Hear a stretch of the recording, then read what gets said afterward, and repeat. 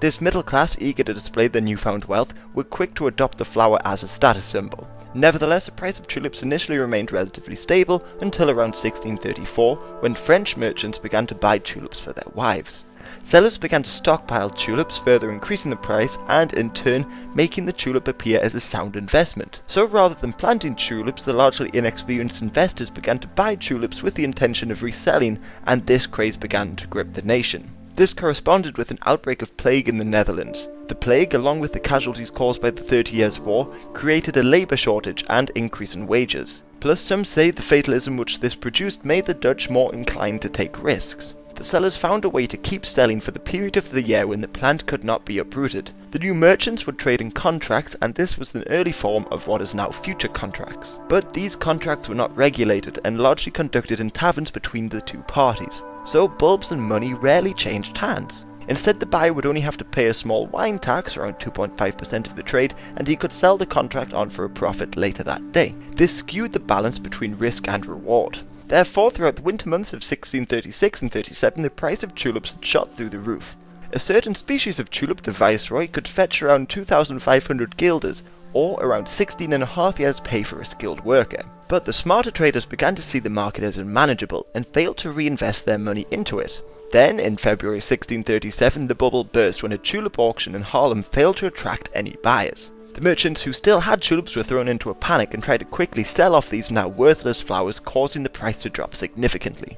It was made even worse because many florists had been selling tulips they did not yet own to buyers who couldn't afford it. So the Dutch government tried to step in and offered 10% cancellation fee to void any contracts, but it did little to prevent many people losing a vast amount of money. This is Kwang, and today for the Crazy Pills podcast, I'm going to talk about Dogecoin. Okay, I'm going to assume most people watching this already have an idea what it is. If not, I'm going to give the quick 30-second version of it. Okay, so Dogecoin is a cryptocurrency in the crypto space. It's known as kind of like this joke or a meme coin. Even the logo is like a dog, some like Japanese dog.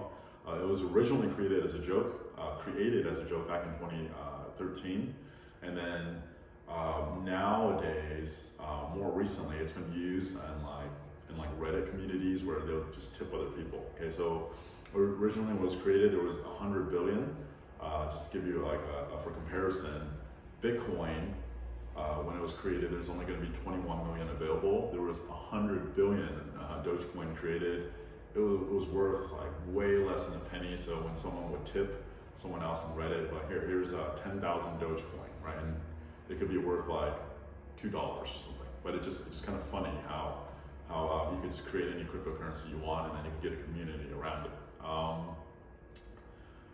It's in the news recently because it's gone up a lot. So it went from like 0.0003 cents to about 80 something cents as of yesterday. Okay, so like thousands and thousands of percentage points, and then and it's being attributed because Elon Musk is talking about it on Twitter. So he's been talking about this Dogecoin for at least since 2019, maybe even earlier, right? And it'll go up because of certain news here or there, and then it'll just go right back down to like 0.000 whatever cents.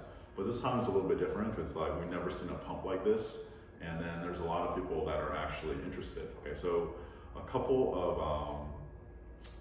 I guess just thoughts. Okay, like can you make money from money? You can make money from everything. Okay, it's like one of the very first documented speculative bubbles was like in the Netherlands, where over a couple decades, for some reason people were really into tulip bulbs. Okay, and tulip bulbs were this like speculation, and then the whole idea is obviously it's useless, right? But when you have a speculative bubble, the whole goal is to find the greater fool, right? So as long as you can offload your tulip bubble or whatever it is you have onto someone else, it could be completely useless. But if there's hype, you're going to be able to make money. Now the problem with something that doesn't have utility or use is once the momentum runs out, right, and the price starts going down, there's literally nothing there to actually hold it in place. Okay, so whereas let's just take silver for example. Okay, if there's a speculation in silver, Okay, the price goes up, right, and then it goes up more and more. It's awesome. But if the price starts coming down, right now it's an industrial metal, right? So every computer, like microchips, every single phone right now, iPhone has a small amount of silver in it to actually use for the chip. Okay, so there's always going to be a use for it. So as long as there's going to be a use for it, it won't go to zero. Whereas where there's no use, right, the tulip bulb, they could eventually go to zero, or at least go to a price that's very, very suppressed, that's almost negligible, or zero. And when it comes to Dogecoin, there's no real use, right? Right now, it was mainly being used as a kind of a joke on Twitter, right? So people would tip each other Dogecoin just because it's worth so little. I'm like, you know what? Thank you for your awesome comments, right? Here's 10,000 Dogecoin, and it's worth like $2 or something, right? So it's really, really funny. But I think that there's a couple of factors that actually converge together to make Dogecoin like the most popular cryptocurrency right now. Okay, so let me provide you a couple scenarios, right? So you've heard about cryptocurrency, but you don't really know much about it. Is it a scam? Is it not? It's weird. How do I actually get started? And then you actually get some information, and they're like, okay, go to Coinbase. And by the way, Coinbase doesn't actually have Dogecoin, right? And you go to Coinbase, and you're like, wow, as of right now, Bitcoin is trading at 47,000 per one Bitcoin. Now you can break it up into a bunch of little like small like decimal points, right? So you're like, okay, I just want to get started. I want to invest $100, right? So if you want to invest $100, 100 divided by 47,000 is 470, right? Wait, did I get that right? Yeah, so 470. Okay, so basically you could purchase one out of 470 Bitcoin with that $100. Okay, so if you buy it, it'll be like point whatever, it'll be 3 decimal places, right? 0.000 whatever the number is for Bitcoin. That's not sexy at all. It's not really interesting. Okay, now all of a sudden you hear about this Dogecoin, right? It's crypto. You're kind of interested in it. Everyone else is talking about it on Twitter. The richest man in the world, at least net worth wise, Elon Musk is tweeting about it. Celebrities are talking about it. And then also, it's not on Coinbase, but if you have Robinhood has like 7 or 8 cryptos that they list. And then Dogecoin is one of them. You can literally go on Robinhood, which is really easy to use. And then you can use that $100 to buy, even if it's at 80 cents, right? You could buy like 120 Dogecoin. What's sexier to you? 120 of a cryptocurrency, 120 Dogecoin, or 0.00025 of Bitcoin, right? Of course, 100 Dogecoin. Like you would rather have the whole number or something. Also, because it's kind of like a meme, it's a joke. Right, it has like a dog as a label. It's very, very non-threatening. It's not intimidating. So it's very, very easy for people to actually get started in the crypto space, even though it's very, very fringe, right? Like we have I almost imagine it's kind of like people that are really into yoga, and they get like the part where it's not the physical body. It's not about being flexible. That's just a small component of it, right? There's a spirituality, there's a breathing, there's actually feeling the energy move throughout your body, like actually getting yoga. And then yoga comes to America, and then boom, the 2000s hit, and then Lululemon and leggings come around, and basically all the white girls want to get into yoga, and then like the more purist yogis are like, what the fuck's going on, right? I feel like that's actually almost like kind of similar to people that are more familiar with crypto, and then seeing an influx of people get into crypto with Dogecoin. Okay. So that's essentially kind of the dynamic with Dogecoin. Now, what's the actual price could go to, right? It was 80 something cents. I think I looked earlier today, it was down to like 71 cents. Obviously, it's moving all over the place. I actually don't know, right? Because it comes down to like market psychology. So if you're looking to get into crypto, and there's a lot of hype in crypto, right? And then right now, Coinbase is I think by far the cheapest of the crypto that's listed on Robinhood. It's the easiest to get into. It's the least threatening. It's one that also has a lot of recognition. It's kind of funny, and you could buy like X amount. You could buy 120 Dogecoin with just $100, right? Of course, like I'd rather do that than go buy 0.00025 Bitcoin, right? So there's going to be a price point where it starts getting to be not as inviting. I'm not sure what that number is, right? It could go up. I mean, honestly, it could be $1, it could be $2. I don't know. But back to one of my first points I made.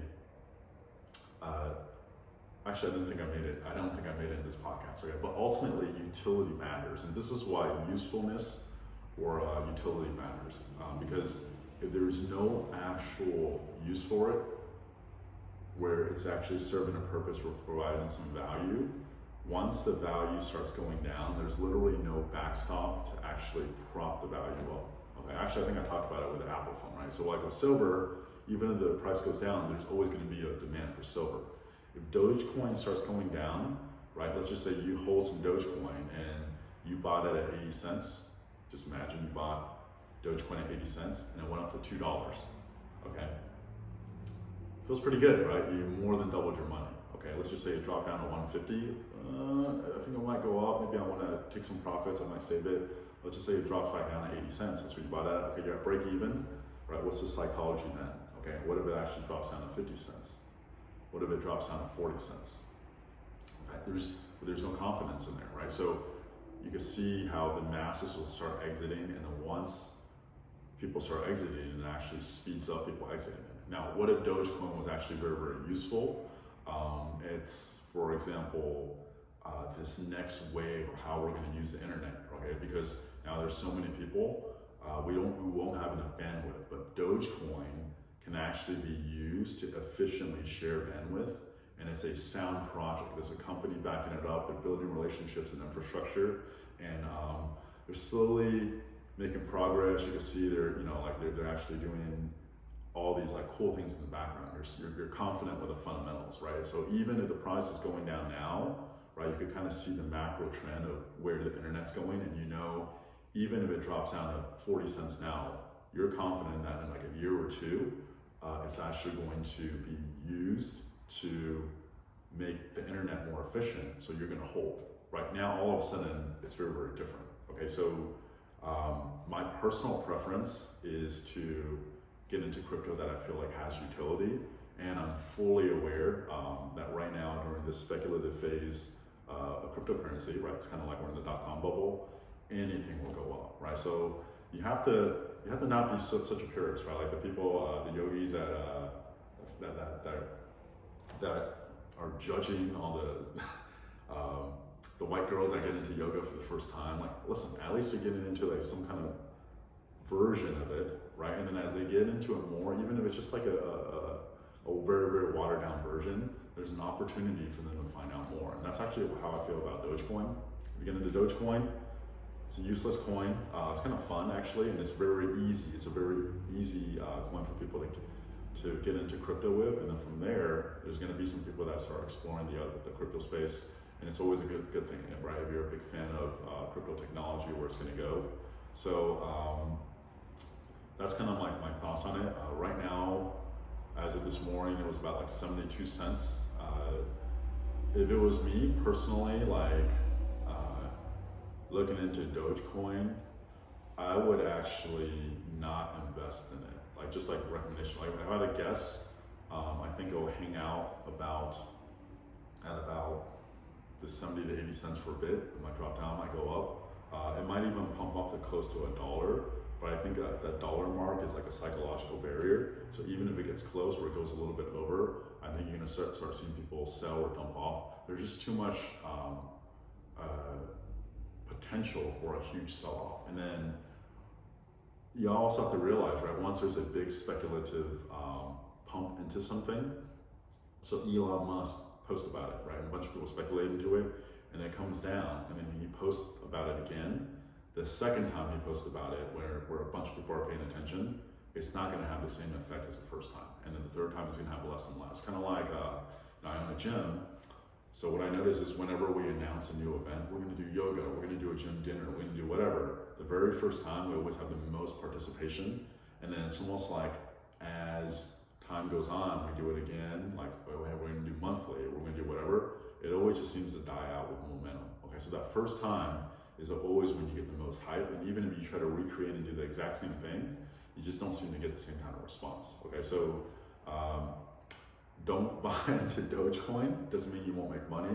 Doesn't mean it won't necessarily go up. And but like the potential downside is really, really high. And if you just want to like buy some Dogecoin just so you have some just to fuck around, or you just don't know anything about crypto and that just seems like a fun, easy way to get into it, just do it. But just make sure like the money you put into it, it's something that you're prepared to lose. Okay, and also whatever happens to you getting into Dogecoin is not representative of what your experience is going to be in crypto. Okay, hopefully that helps. If you have any questions, you can always message me, and I'll talk to you guys next time.